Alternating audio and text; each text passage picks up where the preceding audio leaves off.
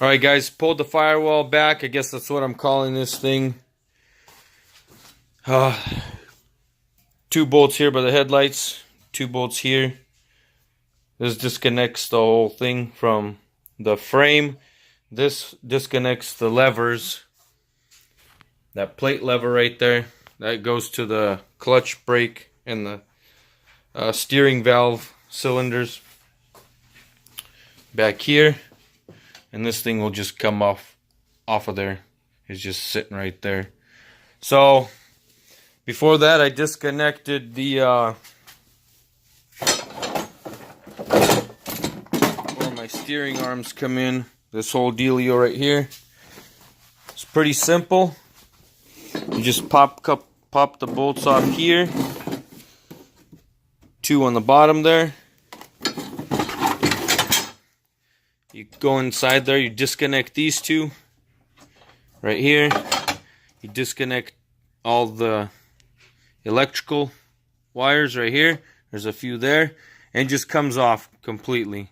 This one's, as you can tell, have been jerry-rigged hardcore. So much screw-ups on this. Wires, who knows where that goes. It's black. Could be a ground or something. So that's that right there. In order to disconnect this, I had to disconnect. Oh yeah, when you pull that front gauge assembly plastic dealio, those steering levers go in here. So I disconnected all the wiring as much as I could, pulled this thing forward, got in here, unscrewed this, pulled this out. That way got the 2 levers on out of here, because that's the only way you're going to do it. You pull it out from here, and then you could take that whole front cluster off.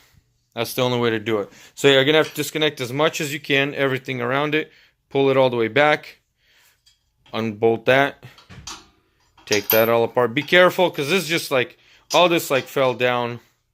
I found it. I found everything. There's a washer here. No big deal. You can always replace that. This got lost. Found it. So just be careful when you're pulling this apart. It will fly on you. So let me see if I can move this. This thing is really heavy. Alright. So in order for me to pull this thing off, there was electric cable that runs through here, comes up here, runs over here, and goes up in here. Or actually, no, yeah, it goes up through this hole right here. I had to disconnect.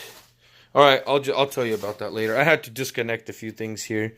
So yeah, I have to pull it out. Yeah, there's wires that go into the light. I had to pull them through. This one was hard because it's got the exhaust here. And I only had 1 wire running in there, so that was actually okay. There's a couple wire steel clips back there. I can't see them now with all the sliding, but you're going to have to get a long screwdriver in there, open it up to get it pulled out, because the wire comes up, goes into that hole, comes around these 2, comes around this extension here, comes up to right here, and then it goes into your main wiring. There. So yeah, those are the 2 bottom bolts right there. Well, actually 4 that hold that pedaling there. And everything else you can leave. All this stuff you can leave. It's all attached to it. Besides the lights, you'll have to disconnect the wires from the lights and pull them through. So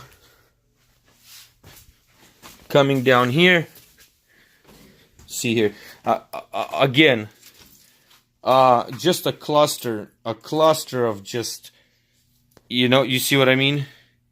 Just wires damaged, jerry-rigged, just horrible work. Yep, so these are the ones that you got to disconnect. Pretty easy. You go in here from the side. I think I got this one from this side. This one I had to go in from the top. That one was really kind of hard to get, but I got it. And so what did I do with these? Did I disconnect these 2? Yeah, these are the ones. These are the 2 that go to the steering levers right here. So misadjusted a bunch of this stuff. Let's see what else I got going on here. Oh yeah, so in order to get this wiring through, I had to disconnect the wires from here. I don't know if you could see. There's little tabs in there. So what you do is these little wires right here, little hook right there, you can see. So all I did is I took my little dealio here. Let's see if I can get a win in there, and I pried it open because it goes in there, right? That's where that wire comes in. So I pushed this back this way, and I actually broke one. There's one right here somewhere that's kind of broken. It's probably pushed back in its original spot, but it feels really weak, one of these. So you got to be careful. This is hold, so it cracked. Two of them felt really bad. But you just pull it back and use your finger or somebody else to help you with a little screwdriver and just push that electric pin. I don't know, whatever you want to call this. You push it. I did it all with my hand. It's kind of a little tough, but it was a one-man job easy. Of course, there was a disconnect right there that I had to disconnect. And then once I got that, so that's how I marked them.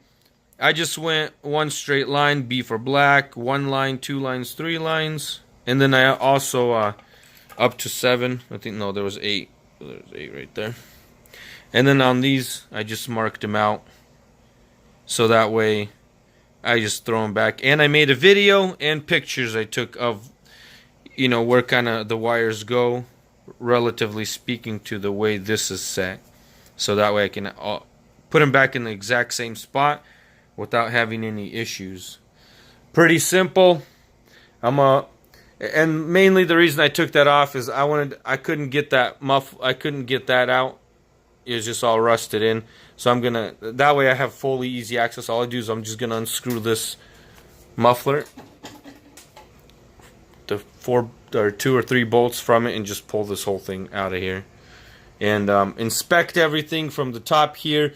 Oh yeah, before you get all the wires pulled back, I don't think I need it. Now that I think about it, I didn't need to disconnect this little ground wire here. I didn't need to do that actually. I don't know why I pulled that off. And then there's 2 wires that go up into this air sensor. I didn't need to pull those off, but I ended up pulling them off. So don't touch those. Yep.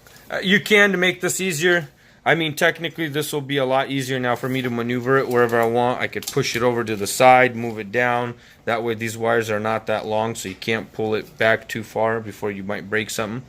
So it might be a good idea unless you're just repairing something real quick and you're not going to be digging around in here. Then you could just probably leave them and then just let that just chill there, whatever. So all good. I'll update you guys on my next little repair that I do. Also disconnected the brakes. So I just unscrewed this all the way. This pin comes out really easy from here. That little hook comes off really easy too. It just hooks onto there. So one of the hooks hooks on to the main brake, and the other hook, which I think this one goes right there, and this other hook goes to your adjuster. So that was pretty simple to disassemble. The brakes now are easy to move around, free. I don't know what this chipping is from, maybe overheating. It looks like it really chipped up right here, like peeled all this paint back.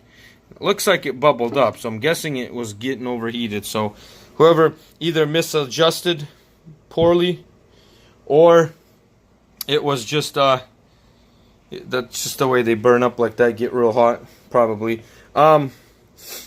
This was rebuilt, I could tell, because the bolts, when I was unscrewing all these thingies, it was really easy. You could tell that somebody put that special grease on there that actually allows you to unscrew it without it being all rusted. This was really tough. I had to do it all the way by hand, or not by hand, but with this for a while, and then they just used the regular vice grip type of a deal, and got it the rest of it. This was I done most of that by hand, so that was easy. So when you guys do put all these bolts together, just like at work they do, all these bolts could be greased with a special grease that doesn't allow it to rust up. This had a copper color, and it doesn't let it get all rusted up in there and hard to pull out. Other than that, that's all I got done for today.